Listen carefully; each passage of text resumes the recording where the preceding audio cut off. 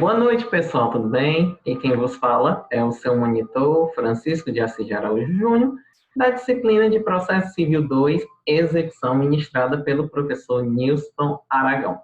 Bom, meus amigos, conforme havia prometido para vocês no nosso grupo do WhatsApp, fiquei incumbido de fazer uma síntese dos dois últimos assuntos que serão abordados na prova AV1 da matéria de vocês, certo? No caso, os tópicos que eu quero trazer para vocês é a responsabilidade patrimonial e explicar um pouquinho, ainda que de modo resumido, sintetizado mesmo, o Instituto da Fraude à Execução. Bom, vamos começar aqui a compartilhar a nossa apresentação e vamos começar. Só um instantinho. Deixa eu aumentar aqui minha telinha para vocês me verem bem bonitinho. E só um instante. Estou me organizando. Ok. Vamos nós. Bom, o que é responsabilidade patrimonial? Bom, a responsabilidade patrimonial, conforme a gente já vem estudando no decorrer da nossa disciplina, ela implica a sujeição de alguém ao adimplemento de uma prestação. E esse adimplemento, como o próprio nome diz, responsabilidade patrimonial, se você é devedor, você vai responder com o seu patrimônio, certo? Até porque atualmente nós estamos vivenciando uma sociedade extremamente civilizada, não é mais admitida a aplicação do Instituto da Autotutela. Então, se você deve, você vai pagar, mas não vai pagar com a sua vida, não vai ter um braço mutilado, sequer vai virar escravo de ninguém, mas vai pesar onde mais dói, que é no bolso. Uhum. E nisso, a partir do que eu falei aqui, o exequente ele vai entrar com a ação de execução e vai postular na via judicial para que haja uma invasão da esfera patrimonial do devedor. Com a finalidade disso, ele obter o patrimônio que seja suficiente, bastante, para a satisfação do crédito. Quero tratar aqui para vocês que nós temos duas premissas em relação ao Instituto da Responsabilidade Patrimonial. A primeira premissa é a regra geral do Instituto da Responsabilidade Patrimonial, que ela incide diretamente sobre aquele que deve, no caso é o devedor. Então, se eu devo, eu sou o próprio devedor. Então, tecnicamente, eu tenho que pagar e vou responder pela dívida com o meu patrimônio quando eu estiver diante de uma ação de execução. Só que nós temos uma segunda premissa. A responsabilidade, ela é patrimonial, mas e geralmente vai atingir bens presentes, bens futuros.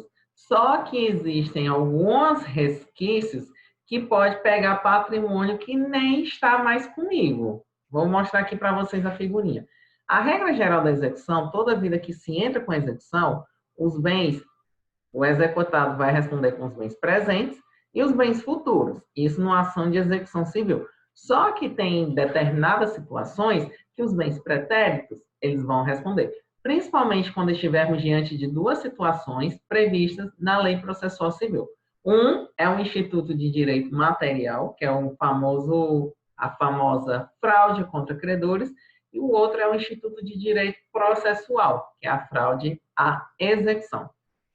A responsabilidade patrimonial, ela diz respeito a um princípio que nós tivemos a oportunidade de ver no início do nosso semestre, que traz o princípio da responsabilidade patrimonial, segundo o qual o executado não vai ter violado os outros bens jurídicos. A execução, no caso, é estritamente patrimonial. Ou seja, quando eu sou demandado uma ação de execução, por assim dizer, em regra, a execução não vai atingir a minha subsistência, a minha liberdade, salvo na execução de alimentos, que é uma exceção, a minha dignidade da pessoa humana, intimidade, liberdade. Ou seja, ferir direitos e garantias fundamentais? De jeito nenhum. Até porque, pelo princípio da responsabilidade patrimonial, a execução é estritamente patrimonial.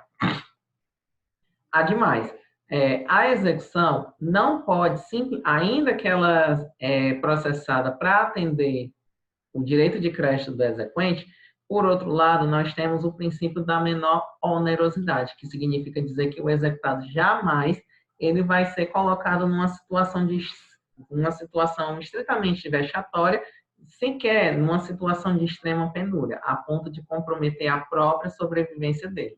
Isso jamais vai acontecer. Então, nesse caso, a execução ela deve sempre se limitar àquilo que seja necessário e suficiente para a satisfação da obrigação. E um spoiler aqui que eu trago para vocês. No caso da prisão civil, o único caso que a gente tem notícia, na prática, é a prisão civil do devedor inexcusável involuntário de pensão alimentícia. Nesse caso, essa prisão civil, ela não significa dizer que o camarada vai preso, acabou a dívida da pensão contra ele. Não. Essa prisão civil é apenas uma medida executória, ou melhor dizendo, uma medida de coerção, simplesmente com a finalidade de impor uma pressão psicológica para que ele pague. E acredite, quando ele está na iminência de ser preso, aparece dinheiro. Só que nós temos duas questões que limitam a responsabilidade patrimonial do executado. A primeira delas está contida no artigo 836 do CPC 2015, que nos diz o seguinte: quando o produto da execução for totalmente absorvido pelo pagamento das custas da execução, então, nesse caso, não há que se falar em penhora de bens. Por exemplo, eu tenho um valor de R$5.000, juntando o bojo da dívida com as custas, R$6.000, tudo. Faz sentido penhorar? Não faz sentido penhorar o bem. Porque mesmo que penhore, ainda vai ficar devendo R$6.000. Vai satisfazer? Não. Vai resolver o problema? Não. Então, o CPC não já dá essa opção. Não faça penhora. Vá atrás de outros meios. E um outro instituto que é as impenhorabilidades, que estão expressamente previstas lá no artigo 833 do CPC 2015, que é um rol de situações em que o Poder Judiciário não vai poder aplicar o instituto da penhora, que nós vamos estudar mais à frente, quando estivermos tratando da penhora, certo? E nós temos ainda a possibilidade da renúncia voluntária. Como é que funciona? A gente bem sabe que o CPC ele é regido pelo princípio do autorregramento da vontade das partes, ou seja, é possível haver a celebração de negócios jurídicos processuais. E o artigo 190 é a nossa cláusula geral de abertura dos negócios jurídicos processuais. Só que nós temos uma lei, que é a 8.009/90, que traz um rol de situações do que é considerado bem de família. Segundo o artigo 833, o bem de família, ele não entra no rol das penhoras, ou seja, ele é considerado impenhorável.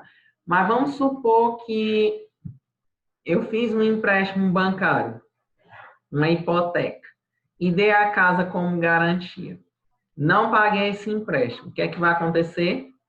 O banco vai poder tomar a casa? Se fosse levar única em consideração apenas o entendimento do artigo 833, não poderia. Mas, quando ele pegou o bem, que era a casa dele, submeteu a um empréstimo e deu essa casa como garantia e não quitou a obrigação, sinto muito, perdeu, abriu mão da impenhorabilidade e ele vai ter tomado esse bem. É tanto que é uma restrição à utilização dos bens de família para tentar obstar o cumprimento nas ações de execução. É uma situação um pouco polêmica, mas vamos ter a oportunidade de falar sobre isso mais à frente, tá bom? Bom, nós aprendemos lá no direito das obrigações que a relação obrigacional ela é pautada por um conjunto de relações jurídicas. Tem um lado, tem um credor e tem um devedor. O credor é aquele que tem a capacidade de exigir a determinada prestação econômica, um determinado comportamento. Aquelas 4 condutas. Obrigação de fazer, não fazer, pagar quantia e entregar coisa. E o devedor é aquele que está do outro lado. É aquele que deve cumprir com a prestação econômica ou com a omissão de um determinado comportamento. E se ele não cumprir, não tem problema. O patrimônio dele vai responder pelo cumprimento dessas obrigações.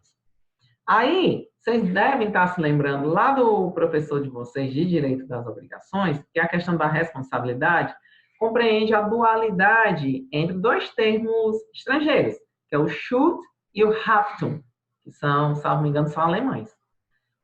O should significa cumprimento. Se eu cumprir com a obrigação, obviamente, o que é que vai acontecer? Acabou a obrigação, ela é extinta. Agora, se tivermos o have to, que é o inadimplemento, aí isso vai ensejar a responsabilidade. E isso é decorrência da nossa ação de execução. Além de termos o título com os 3 atributos, certeza, liquidez e exigibilidade, temos que ter o atributo do inadimplemento para ensejar as ações de execução. Certo? E aqui, remeto para vocês a leitura do artigo 789, que diz o seguinte: o devedor responde com todos os seus bens presentes e futuros para o cumprimento de suas obrigações, salvo as restrições estabelecidas em lei. Esse artigo 789, meus amigos, ele remete ao conceito da responsabilidade primária, que é aquela responsabilidade que é aferida diretamente à pessoa do devedor. Ele que vai responder com o próprio patrimônio dele pelo cumprimento da obrigação. Mas o CPC 2015 também traz um vasto rol de outras pessoas que respondem pelas obrigações, que está aqui no artigo 790, que nos diz o seguinte: são sujeitos à execução os bens do sucessor a título singular, tratando-se de execução fundada em direito real ou obrigação repersecutória. Sucessor a título singular é o herdeiro. Então, no caso, se tem uma dívida que o de cujos não pagou, quem vai responder é o espólio, a princípio. Agora, se tiver havido a partilha, no caso, o herdeiro só responde apenas no limite daquilo que houver sido transferido por herança, nem mais nem menos. Aí nós temos também do sócio, nos termos da lei, que remete ao estudo dos grupos dos diversos organizações societárias, sociedade anônima, sociedade limitada, como a dita simples, como a dita com ações. A depender do tipo societário, cada tipo societário específico vai ensejar um tipo de responsabilização. Alguns tipos, a responsabilidade será limitada àquilo que eu coloquei dentro da empresa. Em outras situações, não. Eu vou responder por tudo, independentemente de eu ter participado ou não da empresa, de acordo com o que vocês vão ver lá em direito empresarial, tá bom? Uma outra situação que, ao meu ver, nem precisaria dizer, do devedor, ainda que em poder de terceiros. Ora, o bem é do devedor, só que está com outra pessoa. Se for localizado, o bem continua sendo meu, só que está nas mãos de uma outra pessoa. Então, nada impede que ele vá lá tomar o bem, porque ele é meu. Não significa dizer que eu passei para a pessoa. Do cônjuge ou do companheiro, nos casos em que seus próprios bens ou de sua meação respondem pela dívida. Aqui é uma situação específica que vocês vão ter a oportunidade de ver quando estiverem estudando direito de família, notadamente casamento, no tocante ao regime de bens. A depender do regime de bens do casamento, aí pode impactar no atingimento do patrimônio do cônjuge, tá bom? O inciso 5 e o inciso 6, que é o que a gente vai estudar daqui a pouco. Alienados ou gravados com ônus real em fraude de execução. E o 6, cuja alienação ou gravação com ônus real tenha sido anulada, em razão do reconhecimento em ação autônoma da fraude contra credores. Isso aqui a gente vai já ver, tá bom? Por isso que eu nem vou falar agora. E o 7, do responsável nos casos de desconsideração da personalidade jurídica. Se tiver tempo, eu dou um spoilerzinho aqui rápido, mas eu passei para vocês um material explicativo sobre como é que se dá o processamento da intervenção de terceiros, o que caracteriza, quais as situações e o que é feito na prática processual, tá bom? E isso tudo, do 790, que eu falei aqui, ainda que em linhas breves, é o que nós chamamos de responsabilidade secundária, que é uma atribuição de responsabilidade indireta para aquelas pessoas que, mesmo não configurando na relação jurídica original, eles respondem pelo adimplemento da dívida. nas mesmas condições que o devedor principal. Dito isso, chegou a hora de nós estudarmos a fraude, o que eu havia falado no artigo 790, inciso 5 e 6. Vamos diferenciar, meus amigos, o que vem a ser fraude contra credores e fraude de execução. Eu acho assim bem mais didático, está no material do professor Nilson, eu vou seguir a linha de raciocínio dele. Bom, a fraude contra credores é um instituto tipicamente de direito material, logo é regulado pelo Código Civil, certo? E geralmente o processo para a caracterização da fraude contra credores é imprescindível que o credor entre com ação própria, que é a nossa chamada ação pauliana. Para o ingresso da ação pauliana, o credor ele tem que comprovar dois requisitos. Tem que comprovar que houve um evento danoso e um conluio fraudulento entre o credor, o devedor e o terceiro. E a situação que ele quer é a nulidade do negócio jurídico. E o resultado dessa ação é proferido através de uma sentença cujo recurso é a apelação. Guardem essas informações, tá bom? Já em relação à fraude de execução, ela é um instituto tipicamente de direito processual, daí ser regulada pelo Código de Processo Civil de 2015. Não é uma inovação, não é um novo processo, é apenas um mero incidente processual, certo? E o que é que seja fraude de execução? Vamos estudar. As hipóteses estão aqui no artigo 792 do CPC 2015. O resultado, quando é reconhecida a fraude de execução, gera a ineficácia do negócio jurídico. Ou seja, aquele negócio jurídico que foi realizado entre o devedor e o terceiro permanece válido, mas ele é ineficaz em relação ao exequente. E, geralmente, ele é resolvido através de um proferimento de uma decisão interlocutória, cujo recurso cabível é o agravo de instrumento. Essas são as principais diferenças entre as duas formas das fraudes, a contra credores e a fraude de execução, certo? Aqui eu trago para vocês um caso hipotético. Deixa eu reduzir aqui para ver se cabe. Pronto. Ficou pequeno demais, só um minuto. Pronto. Eu falei mais cedo, num áudio que eu mandei para vocês no grupo, acerca desse caso aqui. Vou ler novamente e retratar. Você advoga para o exequente.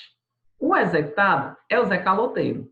Você realiza diversas buscas de bens em nome do Zé, mas não encontra nada. Porém, seu cliente te liga todo dia, dizendo que o Zé transita dia e noite em posse de um veículo BMW, que vale no mínimo 2 vezes o valor da dívida que está executando. Seu cliente te passa a placa do carro. Você faz uma investigação, mas descobre que o veículo está registrado no Detran em nome de Maria Aparecida. Coincidentemente, é a sogra do Zé, se chama Maria Aparecida. O cliente sabe disso e fala: estamos sendo enganados. O Zé registrou o carro no nome da sogra, mas ele é o verdadeiro dono do veículo. E aí, o que fazer? Complicado. Complicado diante dessa situação. Meus amigos, apesar de ser assim um caso hipotético, é só o que costuma ocorrer na prática.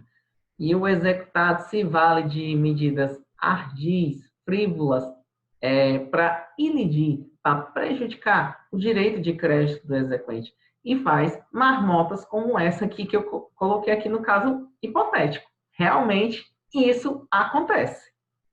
Pasmo. Muito comum mesmo. E como resolver essa situação? Bom, a gente sabe que no âmbito das ações de execução, a questão da produção de provas, ela é muito limitada. Por quê? Porque o contraditório é diferido, mitigado, rarefeito, e o que já era para ter sido discutido na ação de conhecimento, passou aquele momento. Não há mais cabível discutir. Pouquíssimas coisas são discutidas no âmbito do processo de execução. Só que, como é que eu vou resolver essa situação? Eu, como exequente, eu tenho que provar de alguma forma que o executado e o terceiro estão de conluio. Houve fraude. E isso é o que dá ensejo ao nosso tema da fraude à execução. Se eu conseguir provar que há um conluio fraudulento entre o executado e o terceiro, estará caracterizada a nossa fraude à execução. E a partir daí, consigo resolver o meu problema como exequente e ter acesso ao patrimônio, ainda que ele tenha sido transferido para um terceiro. Certo? Em linhas gerais, é isso. Em resumo, o que é que a gente pode tratar sobre o Instituto da Fraude e Execução? Ele é um instituto de direito processual que tem forte repercussão na responsabilidade patrimonial. Trata-se, portanto, de uma proteção do credor. A incidência dele geralmente ocorre na pendência de um processo, que permite uma constatação de modo mais objetivo. Geralmente ocorre diante de duas situações que é muito comum e é feita pelo executado. Ou ele aliena um determinado bem para um terceiro, ou ele faz uma oneração, coloca uma garantia em favor de um terceiro, para exatamente quando o oficial de justiça chegar na casa desse executado dizer, ó, você veio à toa, não tenho nada aqui no meu nome. E vai fazer o exequente de besta. E esse intuito é tão deliberado que exatamente a tentativa dele é essa, é frustrar a efetividade da expropriação de bens a ser promovida no âmbito do processo judicial. Meus amigos, como eu havia falado, as hipóteses da fraude à execução, elas estão contidas aqui no artigo 792 do CPC 2015. Eu não vou ler esse artigo porque vai ficar uma leitura muito maçante, muito cansativa, mas eu quero mostrar por meio de gráficos, tabelas e esquemas que eu construí para facilitar o entendimento de vocês. Então, peço licença, vou pular o artigo 792 e vou fazer uma abordagem com base nos esquemas, certo? Quando a gente estuda a fraude à execução, o artigo que eu já falei é o 792. Pelo nosso esquema, a gente primeiro tem que fazer um questionamento. Qual é o momento em que ocorre a fraude à execução? A fraude à execução, ela ocorre no momento em que é constatado, de forma direta, um intuito fraudulento entre o executado e o terceiro, sendo que esse executado, ele pratica um ato lesivo com a finalidade vil, deliberada, descarada, desavergonhada, de prejudicar a efetividade da expropriação. Expropriação, gente, nada mais é a aplicação, é uma medida executória típica, na qual consiste em tomar bens. O típico exemplo, uma penhora, certo? E, geralmente, esse ato lesivo é configurado em duas condutas básicas do executado. Uma alienação, quando esse executado, de algum modo, faz a transferência de um bem. Tira o bem do nome dele e coloca no nome de um terceiro, que é o nosso laranja, por assim dizer. Ou uma oneração, quando ele pega, impõe um crédito privilegiado ou uma garantia, também de modo fraudulento, em favor de um terceiro, certo? Então, para que a gente, de fato, saiba reconhecer o Instituto da Fraude e Execução, nós temos que ter ciência de três coisinhas. Primeiramente, a definição do intuito deliberado, do conluio entre o terceiro e o executado. Depois, a comprovação da má-fé na realização desse negócio e saber qual o momento adequado para haver a configuração da fraude e execução. Você sabendo esses três passos, está meio caminho andado, certo? Visto isso, em qual momento o exequente, ou melhor dizendo, na aula foi falado que uma medida para provar esse conluio, essa fraude, entre o executado e o terceiro é através da averbação. Mas vamos aqui no nosso esquema. Nós temos aqui a realização do negócio jurídico, só que deu entrada na ação de execução a partir da protocolização da petição de execução. A nossa petição simples ou mesmo a petição inicial na ação autônoma de execução. Posteriormente, seguiu-se a citação do executado. Pergunto a vocês, qual é o momento em que se caracteriza a fraude à execução? Na protocolização da demanda executória? Na citação do executado? Ou na averbação do bem? Na averbação do registro do bem?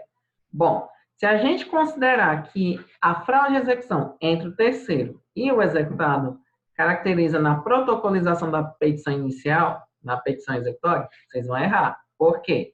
A mera protocolização não garante ciência a ninguém, nem ao terceiro, tampouco ao executado. Então, não é aqui que é caracterizada a fraude de execução. E se for na citação válida do executado? Bom, a citação pode até atribuir a presunção da má-fé em relação ao executado, mas não vai se permitir que faça qualquer presunção em relação ao terceiro. Então, para mim, exequente, não é interessante considerar como a citação válida do executado. Agora, se eu quiser pegar todo mundo, aí eu tomo as minhas devidas cautelas e gero isso aqui. A averbação do registro do bem, que exatamente visa atribuir um maior nível de segurança e consigo gerar a presunção da má-fé, tanto em relação ao executado, quanto em relação ao terceiro. E, se porventura o terceiro adquire um bem, sabendo que tinha pendência na matrícula de um imóvel, por assim dizer, e ele alegar que não sabia, o juiz vai olhar para a cara dele, vai dar uma risadinha e diz, mentiroso.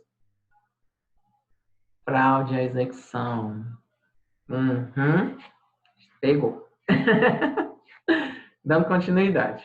Aqui eu trago para vocês o conceito da averbação. A averbação é muito estudada no direito imobiliário. Basicamente, consiste no ato de modificar um registro. Por exemplo, eu tenho um bem imóvel, vou lá no cartório e faço o registro dele. Perfeito. Se porventura eu quero fazer qualquer alteração, vendi o imóvel, mudo a titularidade do imóvel, passando para o novo dono. Se eu fizer qualquer alteração estrutural, eu faço essa alteração na matrícula do imóvel. Isso é o que nós chamamos de averbação, certo? E como é que se dá o reconhecimento da fraude de execução? Nós temos o teor da súmula 375 do STJ, que nos diz o seguinte, o reconhecimento da fraude de execução depende do registro da penhora, do bem alienado ou da prova da má-fé do terceiro adquirente. E como é que eu produzo essa prova da má-fé do terceiro adquirente?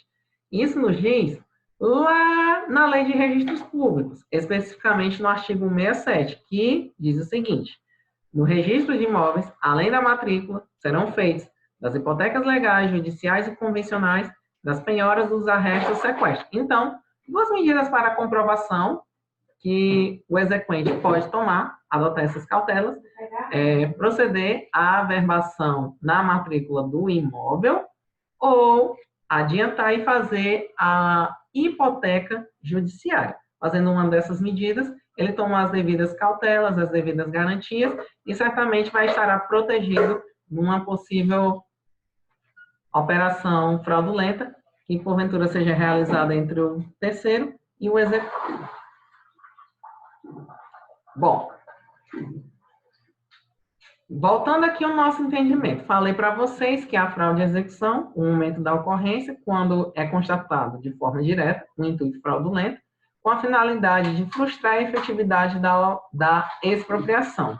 E as condutas básicas consistem na alienação e na oneração, certo? Agora, pode acontecer assim, de vir na prova de vocês, uma questão bem singela. Um bem, ele foi adjudicado numa ação de execução por uma pessoa. Uma alienação judicial, por exemplo, ele foi adjudicado. Isso pode ser caracterizado como fraude à execução? Não. Por quê? Porque a adjudicação foi feita com base na tutela exercida pelo próprio Poder Judiciário. O Poder Judiciário acompanhou, então, a adjudicação, como eu havia dito, é um ato judicial, que visa basicamente transferir a propriedade e a posse. Não só a propriedade, transfere propriedade, transfere a posse para quem deseja adquirir esse bem. E a adjudicação é uma típica medida de expropriação que a gente vê aqui no artigo 825 do CPC 2015, certo? Agora vamos analisar detidamente os incisos do artigo 792. O inciso 1 nos diz o seguinte: quando pender a ação real ou repersecutória, desde que seja averbada no respectivo registro público. Esse inciso 1, ela é mais voltada para a execução de títulos executivos judiciais, que é aquele rol de documentos previstos lá no artigo 515, certo? Nós temos um processo, uma ação real ou repersecutória, para a petição e a citação. Qual o momento que eu tenho que fazer? O momento adequado, ó, na pendência da ação. Então, faço antes da protocolização da inicial. Aqui, inclusive, gente, pode ser a execução e pode ter uma ação autônoma, que é aquela ação pauliana típica da caracterização da fraude contra credores. Não importa. Então, basicamente, o inciso 1 nos remete ao seguinte: é um entendimento voltado para títulos judiciais em que, geralmente, o exequente toma cautela de proceder essa averbação na matrícula do bem, ainda na pendência de um outro processo judicial. Pode ser uma ação que esteja discutindo direitos reais, por exemplo, a uso capião, reconhecimento de usufruto, uso habitação, essas ações típicas que vocês vão estudar lá em Civil 4, direitos reais. Ou ainda, se tiver em tramitação a ação repersecutória, no qual remeto à ação pauliana.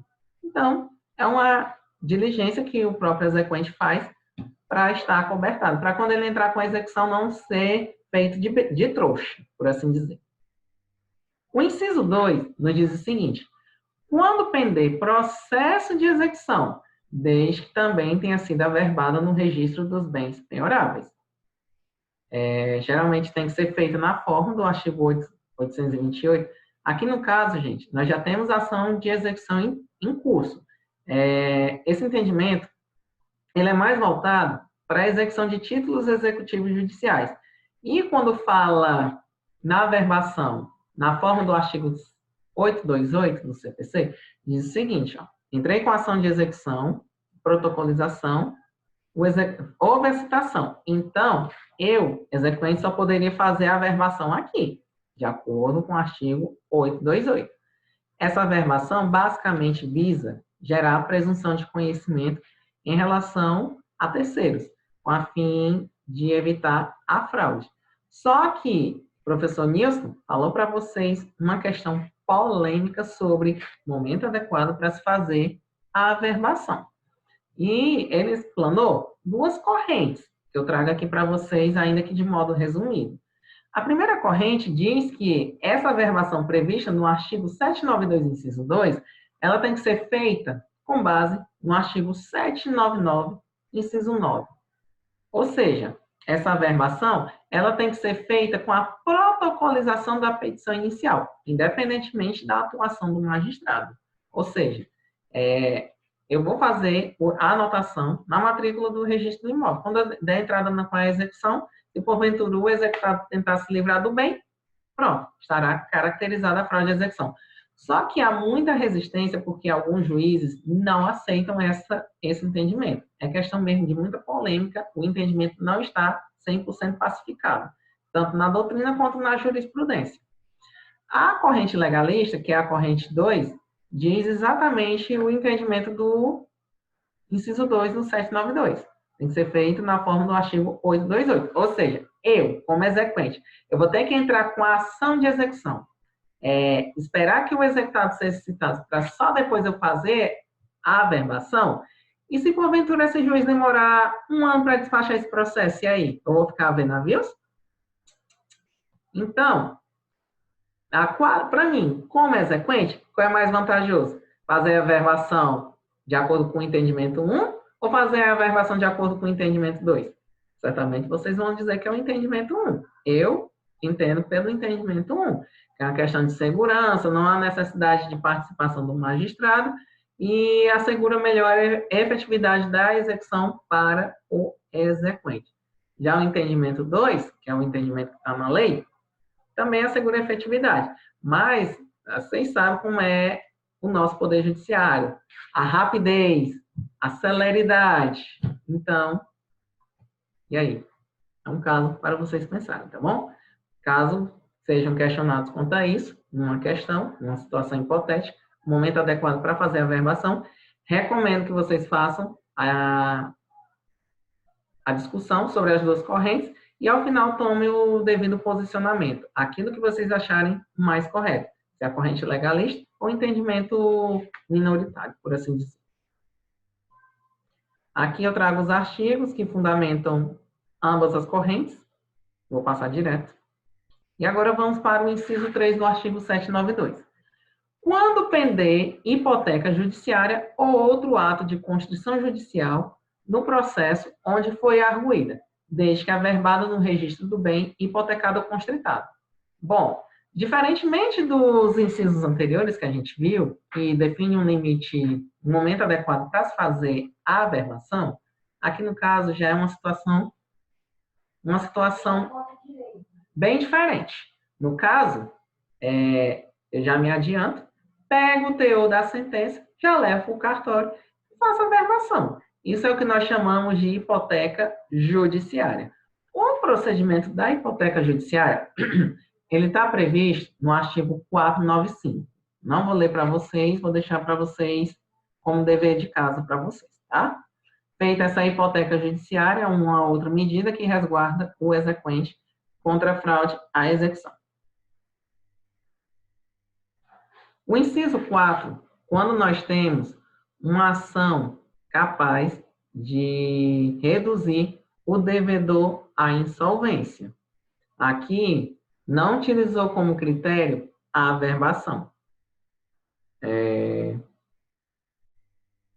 Ou seja, o inciso em si, ele não faz qualquer menção da presunção à má-fé com base na averbação. Como é que eu faço para caracterizar essa fraude? Quando eu, exequente, consigo demonstrar que nessas relações feitas entre o executado e o terceiro, consigo demonstrar que eles tinham a ciência de que havia uma ação capaz de levar o executado à insolvência. Por exemplo, um processo de falência, de recuperação judicial ou mesmo um processo de insolvência civil. Seriam típicas situações que caberiam aqui nesse inciso 4. Exatamente. Ou seja, esse inciso 4, ele não prevê a averbação como requisito para a caracterização da fraude de execução. Só que outros requisitos deverão ser analisados. Ou seja, a forma da celebração do negócio jurídico, se havia ações judiciais que estavam sendo questionada a solvência do executado. Basicamente é nesse sentido. E o inciso 5 traz uma cláusula de abertura, nos demais casos previstos em lei. Eu consegui aqui, meus amigos, juntar 3 situações que, inclusive, estão na doutrina do Mills e remete a esse inciso 5. É a quitação do débito penhorado, dado em conluio com o terceiro, em relação a um crédito já penhorado. A alienação de bens ou rendas por devedor de crédito tributário, legalmente inscrito como dívida ativa, isso aqui em muitos casos nas ações de execução fiscal. E a aquisição de imóvel mais valioso para a constituição como bem de família, ou seja, ele compra uma casa de 1 milhão e coloca a família dele lá dentro. Isso não vai poder penhorar, não. É bem de família. Quem disse? Penhora a casa, devolve o troco, compra uma outra casa e resolve o problema. Não vai deixar ninguém desabrigado. Então, esses são os incisos que remetem ao Instituto da Fraude à Execução. Quero mostrar aqui para vocês 2 situações típicas da fraude contra credores e da fraude à execução. Vamos imaginar aqui. Fiz um desenhozinho, um gráficozinho, não sei se ficou legal. Vocês tirem as conclusões de vocês depois, tá bom? Nós temos aqui uma relação jurídica de direito material. Nós temos um credor 1, ele tem um crédito de R$500 mil. ele ingressou com a ação pauliana. O credor 2 tem um crédito exatamente no mesmo montante. Só que ele não participou da ação pauliana, simplesmente ele ficou assim de braços cruzados. E durante a tramitação da ação pauliana, o devedor pegou, fez a alienação de um bem no valor de um milhão, que é exatamente correspondente aos créditos dos dois, para um terceiro. Só que o credor, vendo essa marmota, entrou com a ação pauliana e foi comprovado que, de fato, fraude contra credores. E aí, o que é que acontece? Esse negócio jurídico celebrado entre o devedor e o terceiro é anulado, ou seja, é totalmente desconsiderado. Esse bem que foi transferido para o terceiro, ele retorna para o acervo patrimonial do devedor. E a decisão proferida na ação pauliana, ela tem eficácia erga omnes, ou seja, vale para todo mundo. Ou seja, ainda que o credor 2 não tenha feito não tenha feito nada, ele vai se beneficiar dessa decisão, independentemente dele ter participado ou não. Isso é o que funciona na fraude contra credores, tá bom? Agora vamos avançar um pouquinho. Vamos supor que agora, além da dívida, já estivermos diante de uma ação de execução. Mesma situação. Agora nós temos o exequente 1, tem um crédito de 500 mil, o exequente 2 também. Só que o exequente 2, ele não participa. Mesma situação, o executado, ele tem um bem, faz uma alienação para um terceiro, valor de 1 milhão. Aí, o exequente diligente, epa, nesse caroço tem um gol. Peraí. Bichinho. Peraí que eu vou te pegar. Juiz, aqui, ó. A má-fé dele, conluio, fraude e execução. Reconheceu? Show, reconheceu. O que é que acontece? O negócio jurídico entre o executado e o terceiro é válido, continua válido. Só que ele é ineficaz em relação ao exequente. Se somente esse exequente 1 cobrou a dívida, ele vai fazer a penhora, por assim dizer, daquilo que foi transferido, no valor do crédito dele. Se aqui é 1 milhão, retorna para o exequente 1 500 mil, e a diferença fica com o terceiro. O exequente 2, ele vai poder se beneficiar dessa decisão? Não. Porque nesse caso, a decisão proferida de fraude e execução, ela tem efeito interpartes. Só aproveita aqueles que efetivamente participaram do processo. Então, se o exequente 2 quiser se beneficiar de algum modo, ele vai ter que entrar com a ação de execução e também vai ter que alegar fraude à execução em relação ao executado para poder ver o correspondente do seu crédito. Caso contrário, nada feito. O parágrafo 2º do artigo 792 diz que o terceiro adquirente ele tem o ônus de provar que adotou todas as cautelas necessárias para a aquisição. Aqui é uma decorrência lógica, né, meus caros? Vocês, quando forem fazer qualquer transação, seja comprar um imóvel ou mesmo um veículo, o ideal é verificar se não há qualquer tipo de pendência em relação a esses bens. Caso contrário, vocês poderão estar comprando gato por lebre e ter uma certa dor de cabeça. Poderão perder o bem, no caso da fraude contra credores, ou mesmo sofrer uma constrição judicial e receber somente a diferença, no caso da fraude e execução. Vocês vão querer ter essa dor de cabeça? Eu não quero. Então, sejam diligentes na hora de adquirir todo e qualquer bem de grande valia, tá bom? Pesquise a fundo. E se porventura houver uma desconsideração da personalidade jurídica, isso aqui já envolve empresas.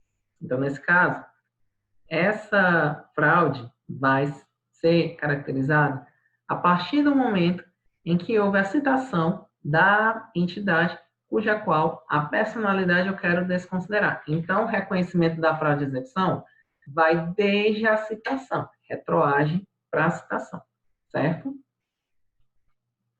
Só que o CPC 2015, ele deu uma medida para que o terceiro ele venha a se defender num negócio desse, numa fraude de execução propriamente dita.